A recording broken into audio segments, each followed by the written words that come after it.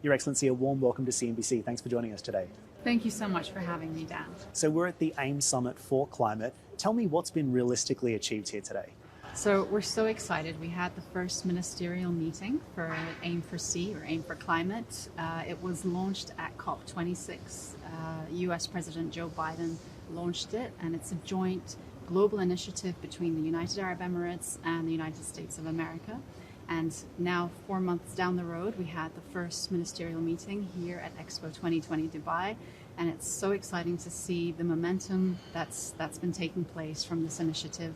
And it's really all about addressing climate change and addressing global hunger when it comes to food systems. And what are some of the solutions that have been discussed today? Because this is an enormous problem, not just facing the UAE and the United States, but the entire world. Absolutely. And it's really about how we can solve the problems of our food systems. Food systems contribute to a third of global greenhouse gas emissions, and therefore it should be sort of at the top of the priority, the same as the energy transition. We have to think of the food systems transition as well. And so innovation and partnership is key here. And AIM for Climate is basically a vehicle where we're getting everyone on board to be able to share knowledge, share innovations, and kind of accelerate efforts in R&D for the next 5 years. So what type of money are we talking about, and where is it going to come from? Okay, so at COP26, we already committed to $4 billion US. And at the ministerial meeting today, we have come together to put efforts together as a political commitment, and we are aiming now to double that investment, going from $4 billion to $8 billion by COP27. We also discussed a new kind of cooperation module called the AIM for C ideation. We also have 7 new governments on board that have recently come in. There was also a new innovation sprint that was announced.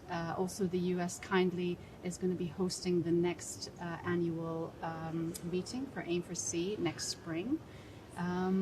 So these are just some of the things that were announced today, and we're extremely excited about some of the outcomes. And what's really important is that by COP27, we really want to come out with some tangible deliverables of the innovation sprints that have been announced. And when it comes to addressing this challenge, if you look at an issue like food security, for example, it's absolutely critical for the UAE as a net importer of food. Absolutely. What are some of the practical solutions that you can put in place today to ensure that food security maintains a priority in the country? So when we developed the National Food Security Strategy, the whole mission and vision is to make UAE a global hub for innovation-driven food security. And that's why AIM for C fits so nicely in this vision that we have. And as I said, it's innovation, it's partnership, it's bringing together like-minded countries to accelerate this effort, and also help the developing countries, because everyone's at a different level. Everybody has different challenges. We in the UAE, we're a water-scarce country. We have less than 5% arable land, but we've turned to innovation and technology. And with that, in the last few years, we've seen that we can grow things which we never actually thought would be possible. We're growing berries in the UAE. There's a lot of fish types such as salmon that we can actually grow in the UAE, and this is all because of innovation and technology.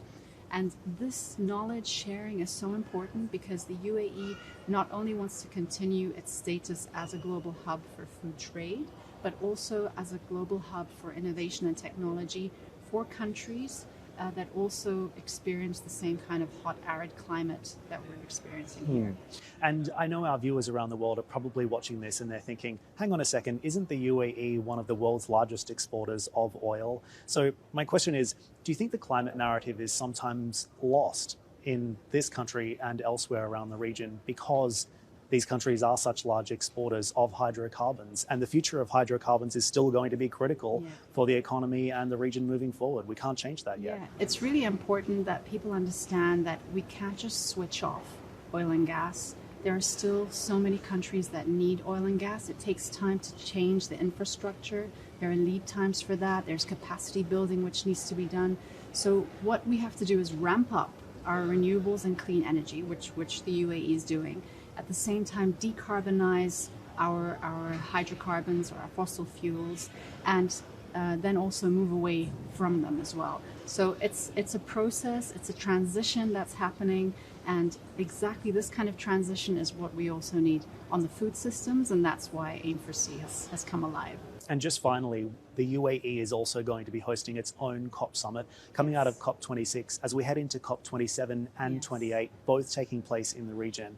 What will the UAE be prioritizing and focusing on as we head into that critical summit? Yes, so it's really important that we kind of use the momentum that's been started at COP26, taking it to COP27, where Egypt is representing the African countries, and taking it to COP28, where we are going to be representing the Asian countries.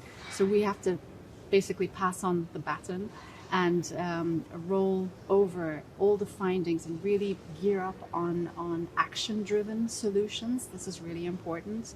And COP28 is basically going to use that momentum. We want to be an inclusive, a consultative, and an accessible COP, and we really want to be a solution-based COP as well, because we really have to scale up all the technologies that are there and some of the new emerging technologies, because time is not on our side. That's exactly right. But it's great to see the collaboration taking place in the meantime. Absolutely. Your Excellency, thank you so much for speaking with me today. Thank you. Thank you so much for having me, Dan.